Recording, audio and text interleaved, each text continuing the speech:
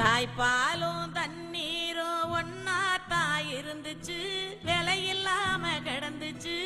ஆனா இப்ப எல்லாமே தழகியா போனுச்சு, தடமாறி நின்னுச்சு.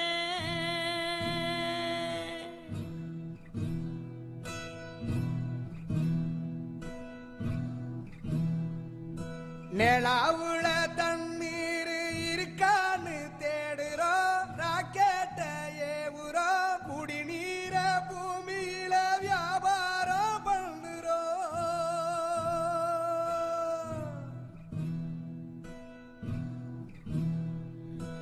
ஆறு இருக்கும் பக்கத்துல ஊரு உருவானுச்சு, வரலாறு சொன்னுச்சு.